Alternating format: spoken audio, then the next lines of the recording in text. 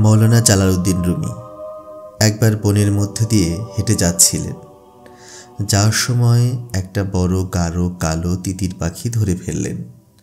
Jalaluddin Rumi মনে মনে ভাবছেন, পাখিটিকে তিনি কিভাবে খাবেন, তরকারি রান্না করে নাকি আগুনে ঝলসে।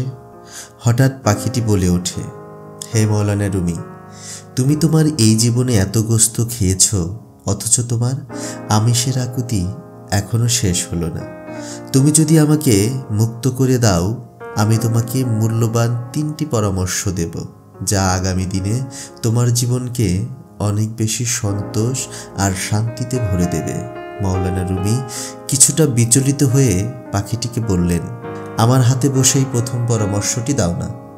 যদি আমার পছন্দ হয় তাহলে আমি তোমাকে মুক্ত করে দেব, কিন্তু যদি পছন্দ না হয় সঙ্গে সঙ্গে আমি তোমাকে হত্যা করব। পাখিটি রাজি হয়।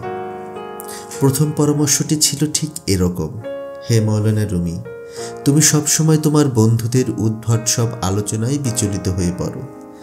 এর চেয়ে তাদেরকে তাদের মতো থাকতে দাও, তাতে তোমার জীবন শ্রেয়তর হবে। রুমি কিছুটা বিচলিত হয়ে পড়েন এবং ভাবতে লাগলেন, পাখিটির কথায় ঢের যুক্তি আছে।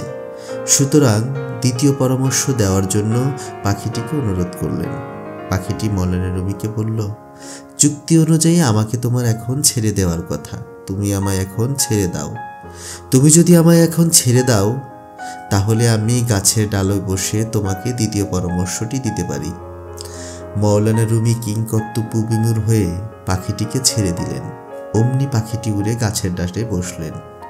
এবার চুক্তি অনুযায়ী পাখিটি তার দ্বিতীয় পরামর্শর কথা জানালো। দ্বিতীয় পরামর্শটি ছিল ঠিক এইরকম, হে মৌলানা রুমি, মনে রেখো, অতীতকে কখনো পাল্টানো যায় না। সুতরাং বর্তমান মুহূর্তটিকে উপভোগ করো, কিন্তু কখনোই রবের সীমা লঙ্ঘন করো না এবং ভবিষ্যতের জন্য আশা নিয়ে বাঁচো। যাই হোক, এরই মধ্যে তুমি বড় বোকামি করে ফেলেছ। আমার পেটের মধ্যে 3 কেজি হিরে আছে। তুমি এটা পেলে তোমার 3 পুরুষ বসে খেতে পারতে। ভীষণ রকম ঘাবড়ে গেলেন মৌলানা রুমি। তিনি তিতির পাখিটির পেছনে ছুটতে লাগলেন, কিন্তু পাখিটিকে রুমি আর কিছুতেই ধরতে পারলেন না। পাখিটি তখন উচ্চস্বরে বলে উঠল, হে মৌলানা রুমি, তুমি দেখছি আমার পরামর্শ একেবারেই শুনলে না। আমার নিজের ওজনে যেখানে 2 কেজির বেশি নয়, আমার পেটে কি করে সেখানে 3 কেজি হিরে থাকবে?